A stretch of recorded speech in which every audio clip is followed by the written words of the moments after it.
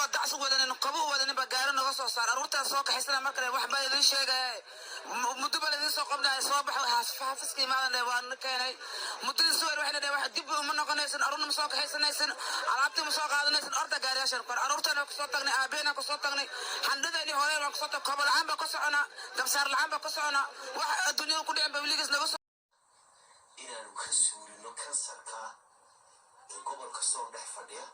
gaar ahaan magaalada Laascaanood maqnaan laga soo raafay meel ay ku maqan yihiin aan garanaynin waxa iga maqan laba wiil iyo gabar baa iga maqan inaanu ka suurino kansarka gobolka soo dhex fadhiya gaar ahaan magaalada Laascaanood soddon sidaan ku maqnay Laascaanood maanta waxaan ku soconaa maro yaroo galange baa la soconaa ilmahana waa kuwa maro ma qabno waxaas nimanka hugun yihiinba nimanka ka qaadanay qori baadkii sidaana noogu waday ba rafka Laascaanana naga soo saaray ilmahana qaar hata meel ay joogaan magan habeen horsay noo soo qabteen afkii ahaa markaan annaga Puntland soo gaarnayba biyo iyo nana siiyey annagoo gaajo xun qaacayno hooyada Soomaaliyeed intay nin Soomaaliya dhalasay in caag dhashay u dhaami lahayd waayo wuu dhibaa way dhashaa wuuna dhibaa way dhashaa wuuna dhacaa way dhashaa wuuna dilaa rajo intaa ka badan ma laha rajo intaa ka badan ma laha ilaahow toobadeenna waafaji ilaahow dariiqa toosan nooga hagaaji ilaahow dulmigan iyo dunuubtan dhexdeena ka dhacasana ilaahow ha nagu ciqaamine ilaahow farashay qabano bismillaahi raxmaani raxiim assalaamu calaykum waraxmatullaahi wabarakaatu akhaar shaftir makastoo diyada ka joogtana aad iyo aad banaynaysan waa halkan cali jaacan oo marrabaad iyo kulanti wanaagsan aad iyo aad baad ugu mahadsantay daawashada fideogan meel kastoo dunyada ka joogtay ummadda Soomaaliyeed maanta waxaan ka hadlanaa waxyaabahan maalmahan shalay doraad labadii maalmood ugu dambeeyay bulshadeena aadka macnaha uga yaabiyay waa wax cusub oo soo kordhay ummadda Soomaaliyeed marnaba lagu arki jirin waa wax ka fog macnaha dadnimada iyo walaaltinimada ay ummadda Soomaaliyeed ay caanka ku tahay waa wax ka fog damiirka qofka bini'aadmiga ee caafimaadka qaba wuxuu sameeyo waa dhibaatooyinkii ka dhacay Laascaanood aad iyo aad baan xaqiiqatan ugu xumahay dadka masaakiinta xumagaratada dadkan qaabka loola dhaqmay waxayna ka turjumaysaa dulinimada hoggaanka ummadda Soomaaliyeed meel kastoo joogaan maamulkay doonana ka joogaan dulinimadaas bay ka turjumaysaa iyo dadnimo darada qofka bini'aadmigii inuu qofku uu dareemi waayo qofka walaalkiya ayuunbay ka turjumaysaa waana wax ummadda Soomaaliyeed xaqiiqatan waqtigan qaadirkii la joogo waa weji cusub oo soo kordhay oonan hore inuu aqoon qof Soomaaliyeed waddankiisii jooga degmadiisii jooga carradiisii jooga habeen madow isagii ubadkiisii la kala loo yaamiyey waa dulinimo iyo dadnimo darro xaqiiqatan ku soo wajahan ummadda Soomaaliyeed waqtiga xaadirkii la joogana waxaa horseeday dadka caqligu dhintay garaadkuna aanu shaqaynin aad iyo aad baan mar labaad ugu xumahay ummadda Soomaaliyeed meel kastay joogaan qof kasta oo damiirkiisu nool yahay gobolku doonaha joogo meeshuu doonaha ka soo jeedo qofna wax noocaas oo kala damiirkiisu ma siinayo inuu daawado ama uu dhageysto xaqiiqatan waana wax foolxun qof falinaman adduunyada waxa la arkaa waddan dadkiisa intuu qabto soo tarxiila laakiin Soomaali tarxiilaya forever life waa adduunyada intaan ku noolaa waa markii ugu horreysay arko waxaan arkay dad waaweyn oo garaad ku taxay yihiin oo ka hadlayo nabad baan sugaynaa yaxmaan suganaa nabadda masaakiintan ilmihii hooyadii gurigiisa jeefa ooyaya ilmo yaroo 7 bilood jira ama 1 sano jira muxuu dili karaa ilmo yaroo waxaa tarxiishay 1 sano jira hooyo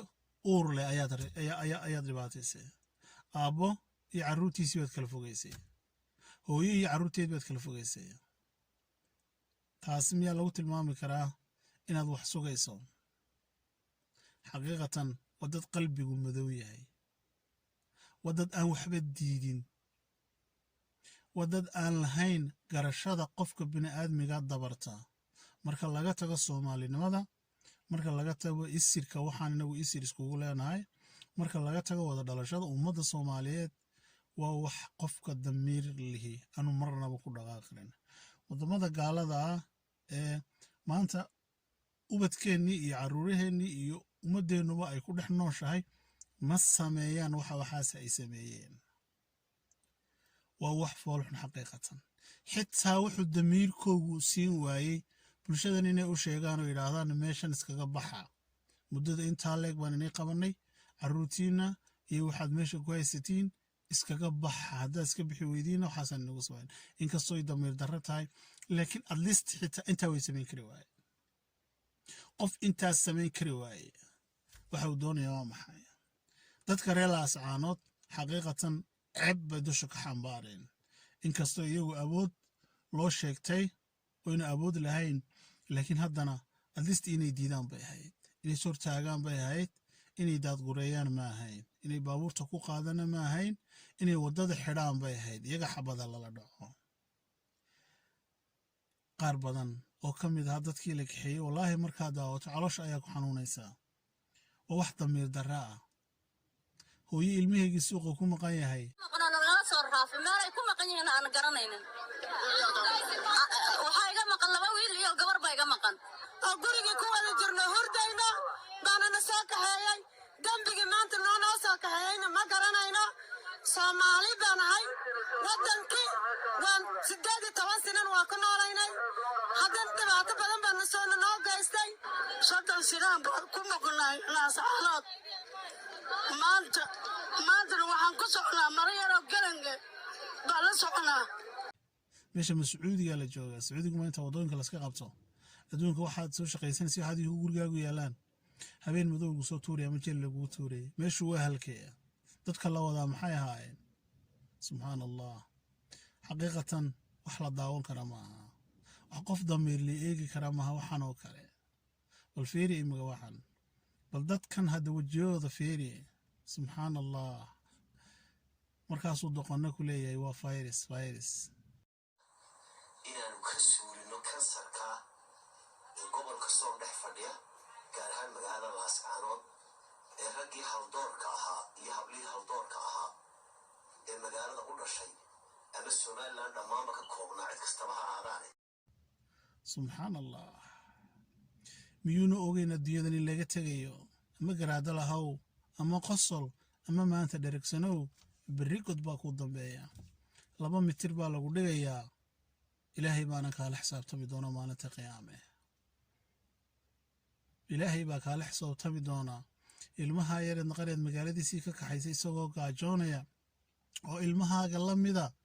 ilmahaaga uma ogolid inuu ooyo ilmahaaga uma ogoli darayo laakiin waxaad ogolaatay ilmo yaroo soomaaliyeed waddankiisii jooga muslin ah inuu ooyo gaajo 24 saacadood iyo in ka badan inuu dariiqa bogga hooyadii ku dul ooyo isagoon ilaahay ka yeelin dad bay idin moodeen way dugsadeen 20 sano iyo ka badan bay deganaayeen way ku dhaleen way ku dhaqmeen muxuu ahaa dembigaadu haysaa muxuu ahay dembigii kaa galeen masaakiintani siyaasi maaha weriye maaha wax kale maaha waa hooyo soomaaliyeed ama aabbo miskiina oo carruur suuqa inta uu baxo xooggiisa cunto ugu soo raadiya xalaal ah toban roobaan ku dhalay 8 roo gaarigaan ayay saarantay 25 sinaan joogay macawiista inshaarkan aan ka wataa ayaad leedahay abni baan ku sugaynay oo isagii carruurtiisa kala tuurseen aaway dadnimadii aaway dhaqankii iyo diintii aaway dadkii ummadda soomaaliyeed ama dadkii islaamka ahay dhiig lahaa aaway dhiig ma jiro damiir laawe meesha inoo soo hor fadhiya weliba la soo fadhiyaan hadal bay la soo taagan yihiin subxaan allah calooshaa ku horeysa waxaad tiraa garan maysid subxaan allah dadka reer markaa laascaanood waxaan rajeynaya waxyaabahaasoo kale inay mar labaad ku soo noqon inay diidaan adduunyada maalin baa la dhintaa maalinna waa la dhashaa adduunyadan inaad qof ku rarnaataa qiimo weyn ma samayso laakiin allaha qafuura raxiima ee isaga u noqon doonto ilaahaasaa laga cabsadaa hoggaanka ina haystana ilaahay inuu bedelo ilaahay uu bedeli doonaabe ilaahow naga bedel hoggaankana haysta ee ummadda soomaaliyeed silciyey wejiguu doono halaado gobolkuu doonaha ka soo jeedo dulli bay ku nool yihiin dadkoogiina way cuneen waxay adduunyada intay ku nool yihiin ku farxaanna ma jiraan jeebkooga oo keliya bas alla maxaa hooyo dulman maxaa aabba soomaaliyeed dulman maxaa qof soomaaliyeed waddankiisii ku silcaya wiil soomaaliyeed oo adduunyada ku dhaqan mid baa xabad lala dhacaa mid baa ilmihaygu dhibaata ku dhacdaa midna waddankiisii ayay tanoo kale ku dhacdaa anigoo dacsi wadanin qabo wadanin baa gaari nooga soo saar aruurtaan soo kaxaysana markale waxbaa idin sheegaya muddo baa idin soo qabnaya soo baxo xaafiska imaadan waan keenay muddadii suwer waxayna dhaheen wax dib uma noqonaysan aruurna ma soo kaxaysanaysan alaabtii ma soo qaadanaysan orda gaariyaashan kor aruurtaan ku soo tagnay aabeena ku soo tagnay xandhadeeni hooyeen waan ku soo tagnay kobo la'aan baa ku soconaa gabsaar la'aan baa ku soconaa wax adduunyada ku dhicin baa weligiis naga soo riday ilaahay baa ugu maxdina ilaahay baa markaas noo qoray kole dhib waa nahay dhibkaasna ilaahay baa noo diray laascaanood toban roob baan ku dhalay 8 roo gaarigaan ayay saarantay 25 sanaan joogay macawiista inshaarkan aan ka wataa hantidaydan halkaanay jirtaa waxaan ugu samay ilaahay baa in rasuulkaanu sheeganaa weliba waan daawanaa waanan qosanlaa wale ragga soomaaliyeed ama nin kasta oo damiir leh wale qosoluma soo bixin